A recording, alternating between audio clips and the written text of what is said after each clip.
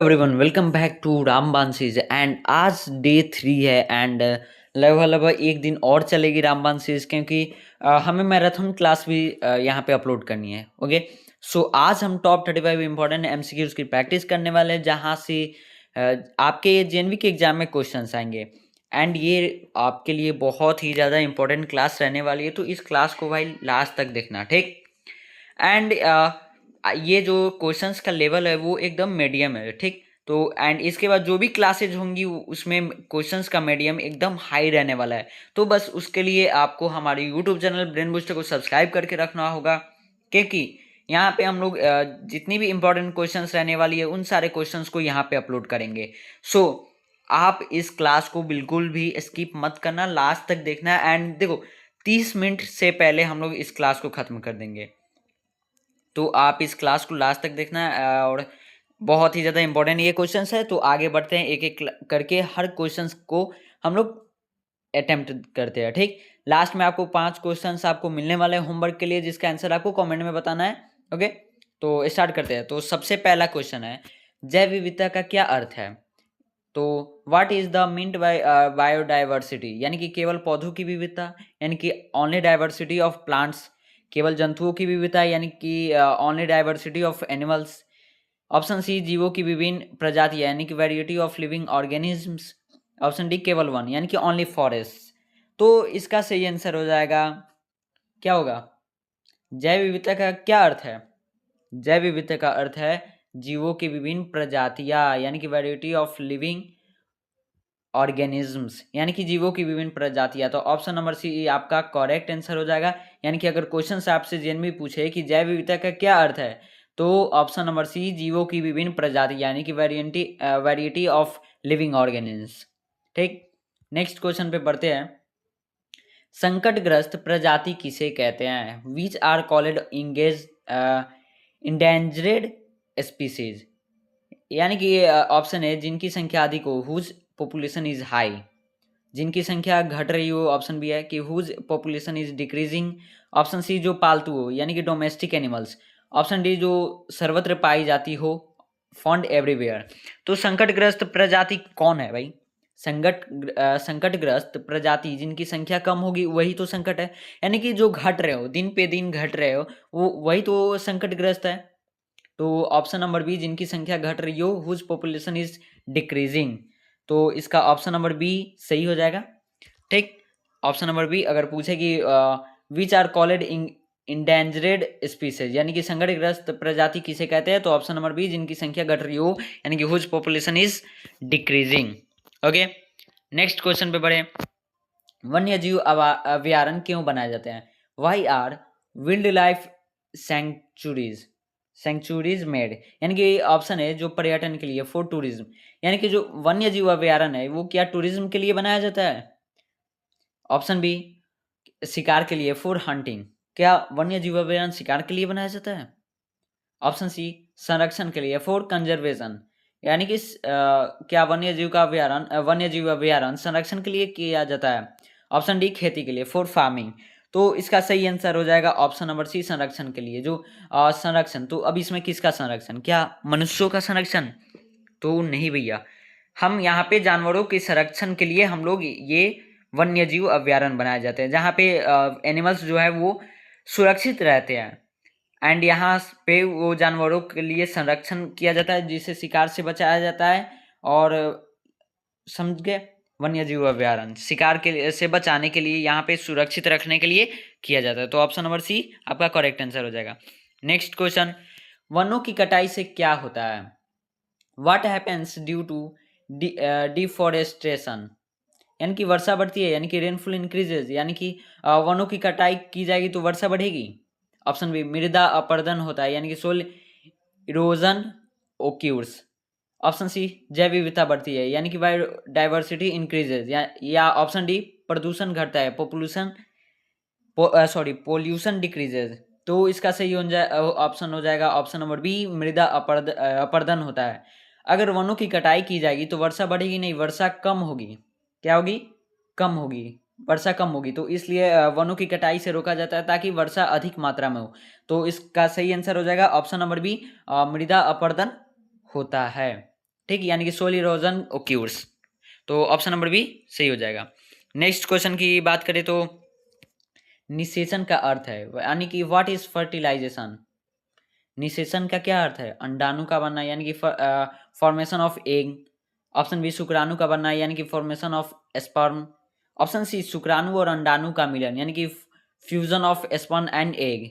Option D भ्रूण का जन्म, यानी कि बर्थ ऑफ एम्ब्रोयो। तो इसका सही आंसर हो जाएगा, फिफ्थ क्वेश्चन का सही आंसर हो जाएगा ऑप्शन नंबर सी, शुक्राणु और अंडाणु का मिलन, यानी कि fusion of sperm and egg. तो देखो जो निषेचन होता है फर्टिलाइजेशन, तो उसे क्या होता है? शुक्राणु और अंडाणु का मिलन होता है, समझ गए? मिलन होता है। तो अभी तक मैंने 5 क्वेश्चंस करा दिया, एंड ये बहुत ही ज़्यादा मतलब कि मीडियम लेवल के क्वेश्चंस है यहाँ पे, आपके लिए बहुत ही ज़्यादा इंपॉर्टेंट है, ठीक। एंड दी एंड 6 तारीख को आपका एग्जाम है, ठीक। 6 तारीख को आपका एग्जाम है, सॉरी 7 तारीख को आपका एग्जाम है। 8 तारीख को आपको मिलने वाला एक बेटर सरप्राइज, जो कि आपकी प्रिपरेशन को नेक्स्ट लेवल ले जाने वाला है। तो उसके लिए थोड़ा आपको वेट करना है, लगभग आज से 5 दिन 6 दिन बाद हो जाएगा, ठीक। 5 तारीख को आपके लिए मैथ का एक मैराथन होने वाला है, मैथ का, जो कि आपकी प्रिपरेशन को और भी ज़्यादा बेटर करने वाला है। तो उसके लिए हमारे यूट्यूब चैनल ब्रेन बूस्टर को सब्सक्राइब करके रखो, ठीक। आगे बढ़ते हैं। मानव भ्रूण कहाँ विकसित होता है? मानव भ्रूण कहाँ विकसित होता है? Where does the human embryo develop, यानी कि ऑप्शन ए अंडाशय में, ओवेरी में। ऑप्शन बी फेलोपियन नलिका, यानी कि फेलोपियन ट्यूब में होता है, या ऑप्शन सी गर्भाशय यानी कि यूटेरस। ऑप्शन डी योनि यानी वैगिना। तो मानव भ्रूण कहाँ विकसित होता है, कहाँ डेवलप होता है? कहाँ? गर्भाशय में। जो ह्यूमन एम्ब्रियो डेवलप कहाँ होता है? गर्भाशय, यानी कि यूटेरियस में होता है। अगर आपसे क्वेश्चन पूछे कि मानव भ्रूण कहाँ विकसित होता है, यानी कि where does the human embryo develop, यानी तो उसका सही आंसर हो जाएगा क्या? गर्भाशय, ठीक। गर्भाशय सही आंसर हो जाएगा, तो यानी कि ऑप्शन नंबर सी आपका सही हो जाएगा, ठीक। नेक्स्ट क्वेश्चन की बात करें तो मेढक के जीवन चक्र कौन सा चरण नहीं होता है? Which stage is not present in frogs life cycle. Option A egg, option B tadpole, option C pupa, option D वयस्क। तो मेढक के जीवन चक्र में कौन सा चरण नहीं होता है? कौन सा चरण नहीं होता है? प्यूपा। तो ऑप्शन नंबर सी आपका क्या होगा? सही हो जाएगा। प्यूपा जो होता है मेढक के जीवन चक्र में नहीं होता है, समझ गए? नेक्स्ट क्वेश्चन, आंतरिक निषेचन किस में होता है? इंटरनल फर्टिलाइजेशन ओक्यूर्स इन मछली, यानी कि फिश में। ऑप्शन बी मेढक यानी फ्रॉग में। ऑप्शन सी पक्षी यानी बर्ड्स में। ऑप्शन डी मच्छर यानी कि मॉस्किटो। तो आंतरिक निषेचन की बात करें तो आपकी पक्षी में आंतरिक निषेचन नहीं होता है, ओके। तो ऑप्शन नंबर क्या होगा? सी आपका option number C correct answer हो जाएगा। तो इस पे आप टिक लगा देना। एंड जितने भी क्वेश्चंस यहाँ पे कराया जा रहा है वो आपके लिए बहुत ही ज़्यादा इंपॉर्टेंट है। एक रफ नोटबुक लेना, वहाँ पे इन सारे क्वेश्चंस को लिखना। जैसे ये 8 नंबर क्वेश्चन है, 8 का लिखना कि ए रहने वाला है तो ए रखना, एंड बी रहने वाला तो बी। एंड जब यहाँ पे मैं आंसर आपको बताऊंगा तब आप मिलाना कि ये आप जो लगाए हो वो सही है या गलत। इससे आप प्रैक्टिस करते चलोगे एंड याद भी होते चलेंगे क्वेश्चन। तो नेक्स्ट क्वेश्चन पे बढ़ते हैं। किशोरावस्था की आयु क्या होती है? यानी कि एज ऑफ एडोलसेंस इज, यानी कि 5 से 10 वर्ष, यानी कि 5 to 10 ईयर्स। ऑप्शन बी 8 से 12 वर्ष, यानी कि 8 to 12 years. Option C 11 to 19 years. Option D 20 से 25 वर्ष, यानी कि 20 to 25 ईयर्स। तो किशोरावस्था की आयु होती है 11 से 19 वर्ष तक, यानी कि 11 to 19 ईयर्स रहती है किशोरावस्था की। अगर आपसे पूछे जेनवी में पूछे कि किशोरावस्था की आयु क्या होती है, तो 11 to 19 years, okay. Next question की बात करें तो मास्टर ग्रंथि कौन सी है? Which is the master gland? Thyroid, thyroid, okay, pituitary, adrenal, अग्नाशय, यानी कि पेनक्रीज। तो मास्टर ग्रंथि की बात करें तो मास्टर ग्रंथि कौन सी है? तो मास्टर ग्रंथि प्यूटरी है, प्यूटरी। अब बताओ ये क्वेश्चंस का मीडियम कैसा है? क्या ऐसे क्वेश्चंस की प्रैक्टिस करना चाहते हो? इससे भी हार्ड रहने वाला है कल। ओके, एंड टोटल 13 चैप्टर्स है, 13 चैप्टर्स को हम लोग कवर करने वाले हैं। ओके, तो प्यूटरी इसका सही आंसर हो जाएगा, ऑप्शन नंबर बी करेक्ट हो जाएगा आंसर। ओके, प्यूटरी। अब आई थिंक 11th ये क्वेश्चन है, किशोरावस्था में आवाज बदलने का कारण, यानी कि voice change during adolescence is due to हड्डियों में वृद्धि यानी कि बोन ग्रोथ। ऑप्शन बी स्वर तंत्र का विकास। ऑप्शन सी त्वचा परिवर्तन यानी स्किन चेंज या ग्रोथ ऑफ लर्नेक्स। ऑप्शन डी दांत गिरना यानी कि फॉलिंग ऑफ टीथ। तो इसका सही आंसर हो जाएगा ऑप्शन नंबर बी स्वर तंत्र का विकास। यानी कि अगर किशोरावस्था में जैसे कि आवाज चेंज हो जाता है, जैसे आपका आवाज पतला है बट आप कुछ टाइम बाद वही आवाज आपका मोटा लगने लग जाता है, यानी कि थोड़ी चेंजिंग होने लगती है। ओके, तो क्या होता है, स्वर तंत्र जो होता है वो विकसित होता है, ग्रोथ ऑफ लर्निंग्स होती है। तो इस कारण से ये सारी चीजें आपने मिलाया होगा। जैसे कि आज आप एक लड़के से मिले एंड उसका एज लगभग लगभग 11 ईयर्स हो चुके हैं एंड 10 ईयर्स पे कुछ अलग टाइप्स के उसके वॉइस वॉइस आ रही थी वॉइस, एंड अब थोड़ी अलग आ रही है। तो आपने ऐसे करके मिलाया होगा, तो आप बोलते होंगे कि तुम्हारा आवाज क्यों चेंज हो गया। ओके, तो ऑप्शन नंबर बी स्वर तंत्र का विकास यानी कि ग्रोथ ऑफ लर्निंग्स। ठीक, नेक्स्ट क्वेश्चन है, बल क्या कर सकता है? गति बदल सकता है, option A change of speed, change speed. Option B दिशा बदल सकता है, चेंज डायरेक्शन। ऑप्शन सी आकार बदल सकता है, चेंज शेप। ऑप्शन डी उपरोक्त सभी। तो बल क्या कर सकता है भाई? बल क्या कर सकता है? सब कर सकता है। बल की बात करें तो बल गति बदल सकता है। हाँ भैया, गति बदल सकता है। अगर हम कोई वस्तु रुकी है उस पे हम अगर बल लगाते हैं तो वो गति में आ जाती है। दिशा बदल सकता है। हाँ भैया, अगर हमें मुड़ाना है तो वो बल लगा के हम मुड़ा सकते हैं, मोड़ सकते हैं उसे। ऑप्शन सी आकार बदल सकता है, जैसे कि मेरे पास एक लोहा है, उसे एक पतली चादर बनानी है तो उसे हम अपने बल का यूज करके, फोर्स का यूज करके हम उसे पतली चादर में बदल सकते हैं। तो यहाँ पे भी हो जा रहा है, यानी कि option number D all of this, यानी कि सारी चीजें यहाँ पे चेंजिंग हो जा रही है। ओके, बल गति भी बदल जा रही है, दिशा भी बदल जा रही है, आकार भी बदल जा रही है, तो यानी कि ऑप्शन नंबर डी सही हो जाएगा।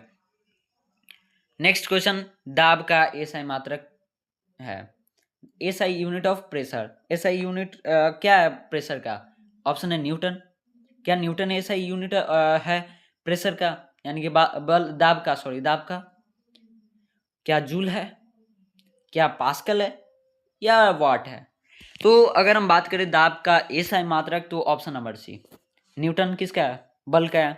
इस चैप्टर में बात करें तो न्यूटन बल का है, तो यहाँ पे क्या होगा? पास्कल हो जाएगा, ऑप्शन नंबर सी। क्योंकि यहाँ पे क्या होता है, कंफ्यूजन हो जाती है बहुत सारे स्टूडेंट्स के मन में कि पास्कल या न्यूटन। तो देखो, एक चीज याद रख लेना, न्यूटन किसका है? न्यूटन किसका है? बल का, यानी कि फोर्स का, फोर्स का। तो ये किसका होगा? प्रेशर का। अब ये जूला और वाट आपने किस चैप्टर में पढ़ा है ये मेरे को बताना, ठीक? अगर जिसको जो अच्छे तरीके से याद है वो इस क्वेश्चन का आंसर दे ही देगा, ठीक? नेक्स्ट क्वेश्चन की ओर बढ़ते हैं। अधिक क्षेत्रफल पर बल लगाने से क्या होता है? Applying force on large area gives, अधिक दाब बढ़ता है यानी कि मोर प्रेशर। कम दाब बढ़ता है, कम दाब होता है लेस प्रेशर। सामान्य दाब यानी कि सेम प्रेशर होता है, ऑप्शन डी शून्य दाब। अगर हम कोई अधिक जगह पे, यानी कि बहुत बड़ी जगह पे हम लोग कोई बल का यूज करते हैं तो क्या होता है? दाब बढ़ता है या कम होता है, या समान रहता है या शून्य रहता है? अगर हम किसी बहुत बड़ी जगह लाइक किसी मतलब कि अगर हम बॉक्सेस की बात करें तो एक छोटा बॉक्स पे आप बल लगा कर देखिए एंड एक दूसरे बड़े बॉक्स पे, तो क्या होगा? छोटे वाले बॉक्स पे क्या होगा? जैसे कि मैं यहाँ पे आपको बता रहा हूँ, एक ये मेरे पास एक छोटा बॉक्स हो गया, ठीक? यहाँ पे हमने क्या किया, एक हथौड़ी से इसे हमने मारा, क्या होगा? ये पचक जाएगा, पचक जाएगा ना। अगर वही हम यहाँ पे बड़े बॉक्सेस के लिए हम एक छोटे हथौड़े से प्रेशर लगा रहे हैं, सॉरी बल लगा रहे हैं, तो क्या होगा? वो बल सारे जगह पे बट जाएगा, ये पूरे यहाँ तक वो बल बट जाएगा। तो क्या होगा? बल सॉरी दाब जो है वो क्या होगा, यहाँ पे कम हो जाएगा, यानी कि दाब कम होगा, लेस होगा। ठीक, यानी कि ऑप्शन नंबर बी सही हो जाएगा। नेक्स्ट क्वेश्चन की बात करें तो घर्षण की दिशा होती है, यानी कि डायरेक्शन ऑफ फ्रिक्शन इज, क्या होती है दिशा, गति की दिशा में, इन डायरेक्शन ऑफ मोशन। क्या घर्षण जब होता है तो गति की दिशा में होता है, गति के विपरीत दिशा में, opposite of motion. Option C ऊपर की ओर, अपवर्ड्स। ऑप्शन डी नीचे की ओर। तो घर्षण की जो दिशा है वो क्या होता है, गति के विपरीत, यानी कि ऑपोजिट ऑफ मोशन। अगर मैंने ये रोड हो गया, ये आपका रोड हो गया, ठीक, यहाँ पे आप कोई भी गाड़ी चला रहे हो, ठीक, तो क्या होगा, जो घर्षण है वो जब घर्षण क्या करता है, गति का विरोध करता है। तो हमें जब ये अगर कार जा रही है स्पीड से, हमें इसे रोकना है तो इधर से धक्का आएगा, यानी कि अपोजिट डायरेक्शन से रोका जाएगा। तो घर्षण भी तो वही ना करता है कि अपोजिट डायरेक्शन से अपना यूज करता है, फ्रिक्शन करता है।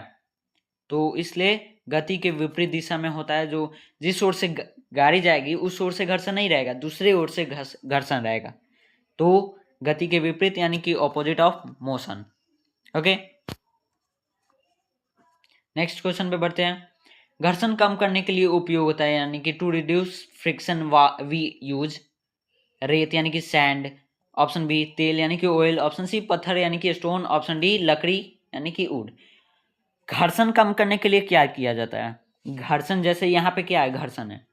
अब हम यहाँ पे एक लोहा हो गया, लोहे पे घर्षण है, घर्षण ज़्यादा है, फ्रिक्शन है, तो उस पे हम लोग, आपने सुना होगा तेल लगाने के लिए ऑयल।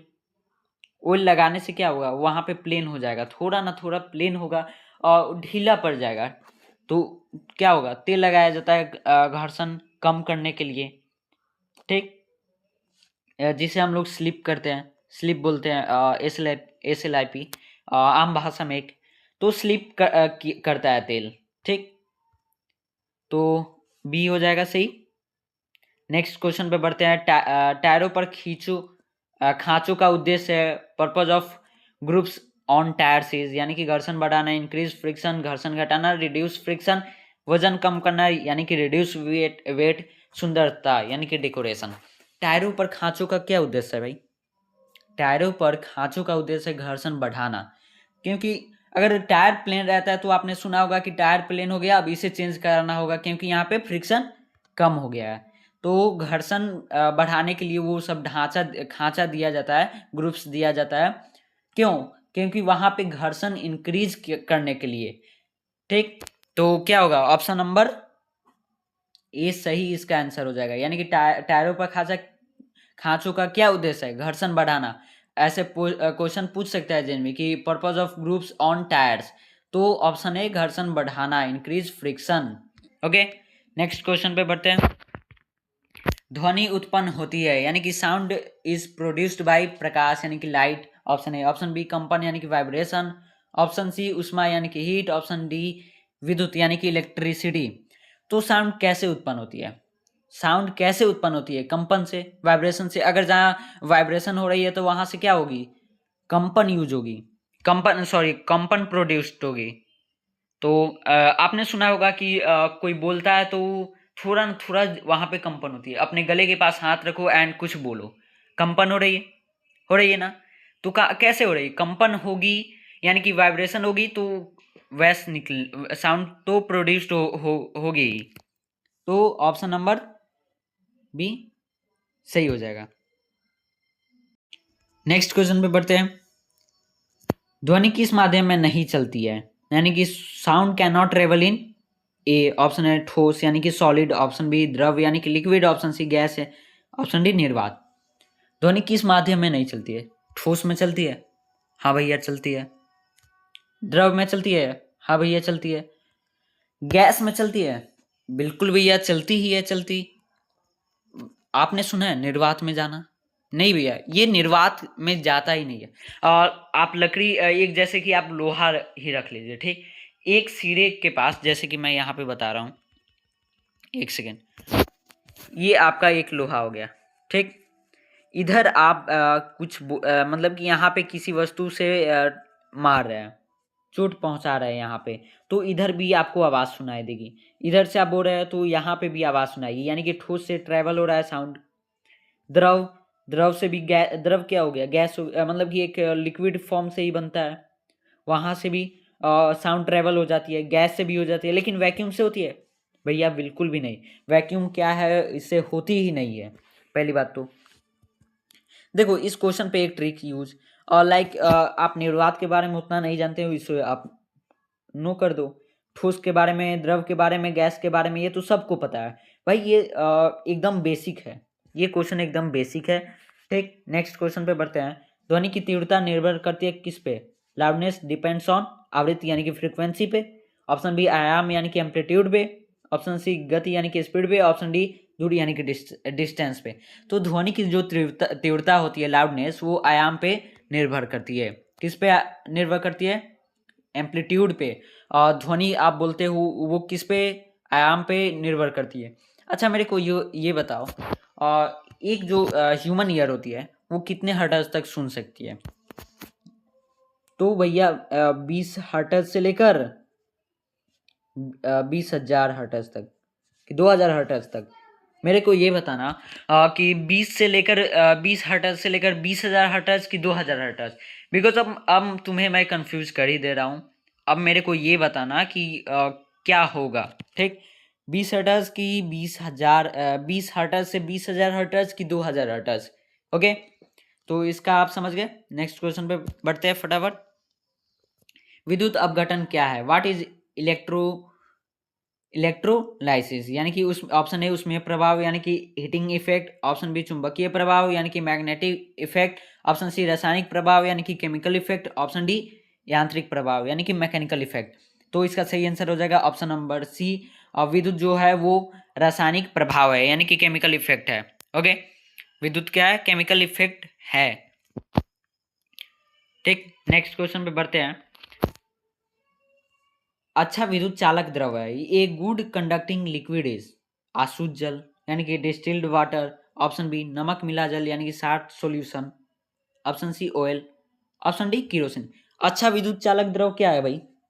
आसुत जल। क्या आसुत जल है? क्या आसुत जल अच्छा विद्युत चालक है? ए गुड कंडक्टर है? नहीं भाई। नमक मिला जल सुना तो है। Option C oil. चलो भाई ऑप्शन डी किरोसिन है।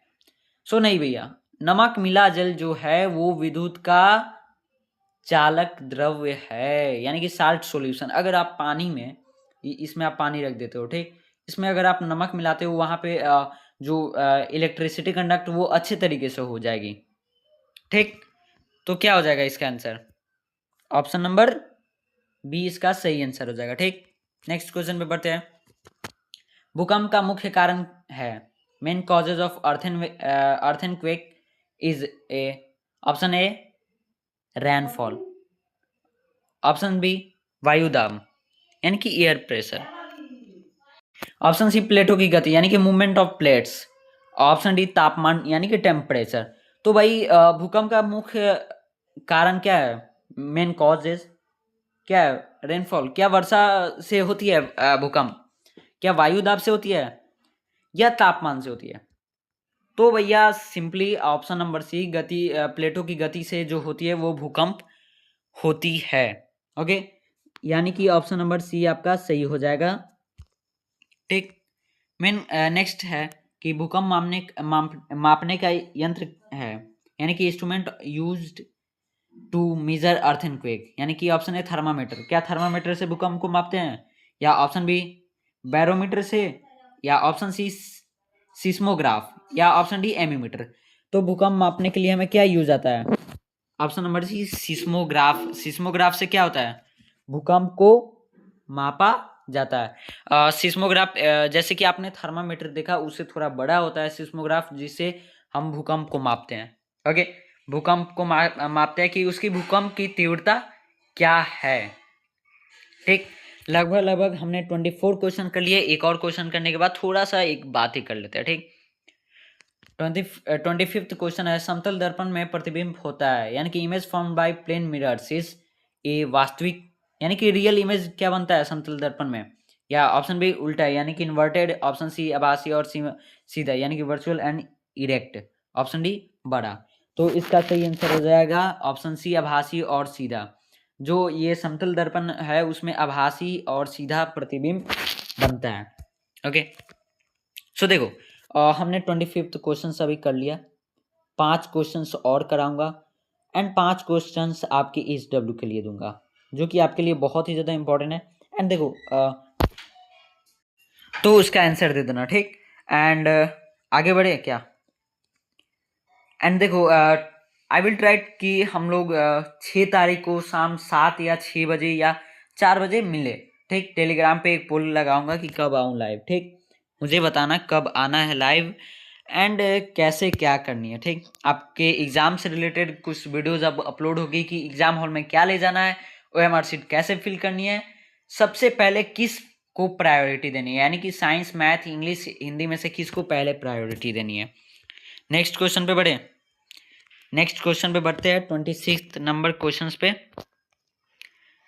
आँख का कौन सा भाग प्रकाश को फोकस करता है? Which part of I focuses light, यानी कि ऑप्शन है रेटिना, क्या रेटिना आँख को प्रकाश फोकस करता है? ऑप्शन बी पुतली यानी कि pupil, option C lens, option D cornea. तो इसका सही आंसर हो जाएगा ऑप्शन सी लेंस।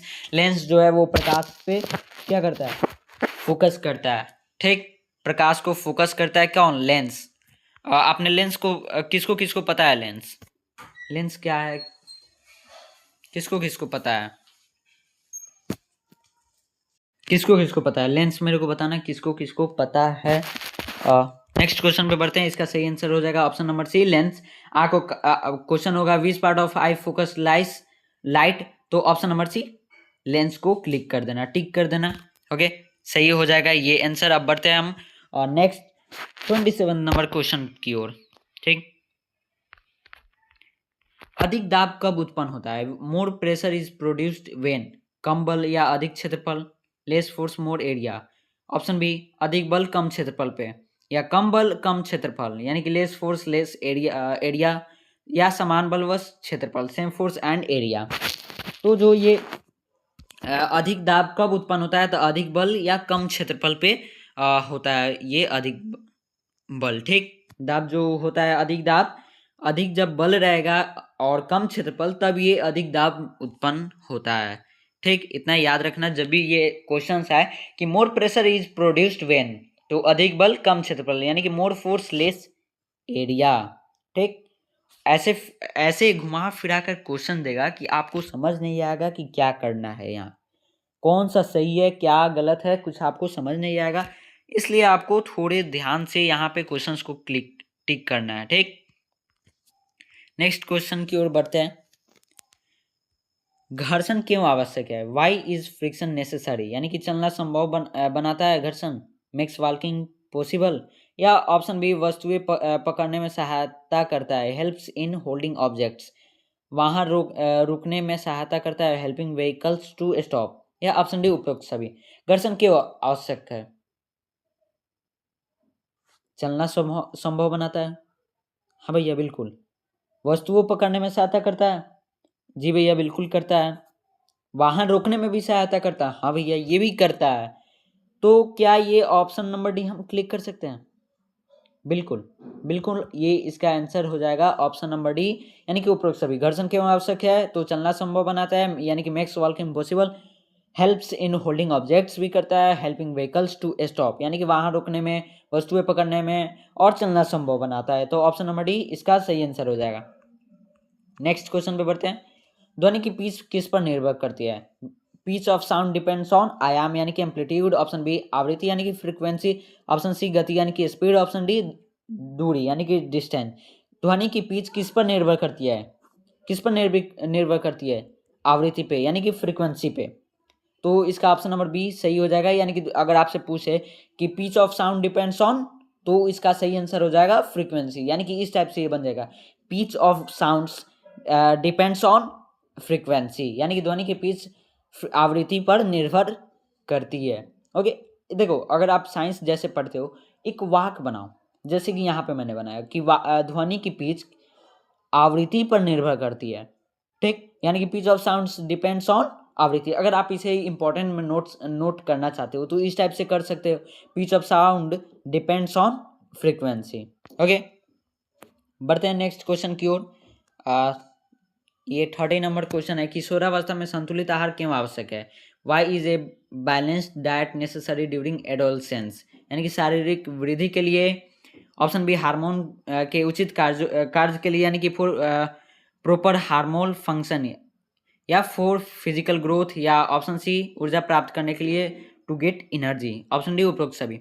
तो किशोरावस्था में संतुलित आहार की क्यों आवश्यकता होती है भाई?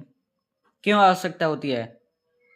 डी, ऑप्शन डी, हमें क्यों आहार की आवश्यकता अधिक होती है, मतलब कि संतुलित आहार की? शारीरिक वृद्धि के लिए, हार्मोन के उचित कार्य के लिए भी भाई किया जाता है, ऊर्जा प्राप्त करने के लिए भी किया जाता है। तो क्या हम ऑप्शन नंबर डी सही लगा सकते हैं, टिक कर सकते हैं? बिल्कुल भैया, यानी कि हम लोग सारे जो फिजिकल ग्रोथ के लिए हम लोग करते हैं डाइट, संतुलित आहार, ठीक, physical growth, proper hormonal function, फिर टू गेट एनर्जी, यानी कि ऑल ऑफ दीज इसका सही आंसर हो जाएगा। यानी कि हमने 30 क्वेश्चंस को अटेम्प्ट कर लिया है। अब आपके लिए 5 क्वेश्चन जो कि आपकी HW में आपको आंसर बताना है। कैसे बताना है? जैसे 31 नंबर ये क्वेश्चन है, वैसे आपको बताना है। 31 का जो भी आपका रहने वाला है वैसे आपको बताना है। क्वेश्चन है, अधिक दाब कब उत्पन्न होता है? यानी कि more pressure is produced when, कम बल और अधिक क्षेत्रफल पे, यानी कि less force and more area, या अधिक बल और कम क्षेत्रफल पे, या ऑप्शन सी कम बल और कम क्षेत्रफल पे, ऑप्शन डी समान बल और समान क्षेत्रफल पे। इसका आंसर जैसे ही इस टाइप से आपको देना है। देखते हैं किसका किसका ये आंसर सही रहता है, किसका गलत रहता है। बिकॉज ऑफ क्या होता है कि बहुत सारे लोग क्लासेस को देख लेते हैं एंड इसका आंसर नहीं देते हैं, ठीक, वो आंसर देगा इस टाइप से, ठीक। यानी कि अधिक दाब कब उत्पन्न होता है? More pressure is produced when. क्या मैं इसका आंसर बता दिया हूँ? क्या इसे हम लोग पीछे अटेम्प्ट कर चुके हैं भाई? तो ये आपको बताना है।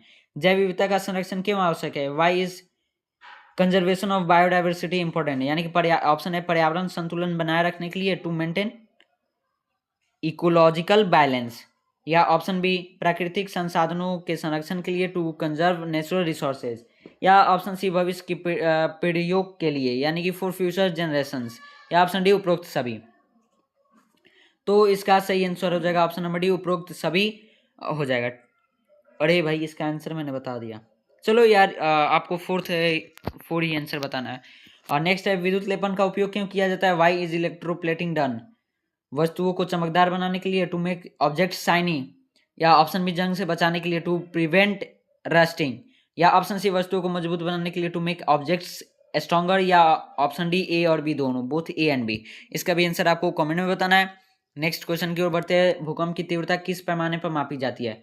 Earthquake intensity is measured on Celsius यानी कि पैमाने पे, या फॉरेनहाइट यानी कि पैमाने फॉरेनहाइट स्केल पे, या रिक्टर पैमाना, या ऑप्शन डी केल्विन पैमाना। इसका भी आंसर आपको कमेंट में देना है, ठीक।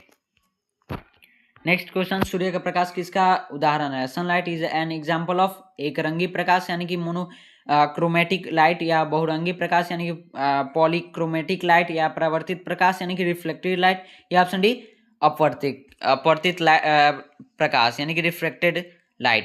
इसका भी आंसर आपको कमेंट में भाई देना है, ठीक। ये आपका 35 नंबर क्वेश्चन है, ये आपको इसका भी आंसर कमेंट में देना है। यानी कि अभी लगभग मानो 5 क्वेश्चंस का आंसर देना है, 5 उसका एक एक करके मैं कैसे देना है, जैसे कि ये 31 क्वेश्चन है तो इसका जो रहने वाला है, फिर 32, फिर 33, 34 एंड 35 करके ऐसे देना है, ओके।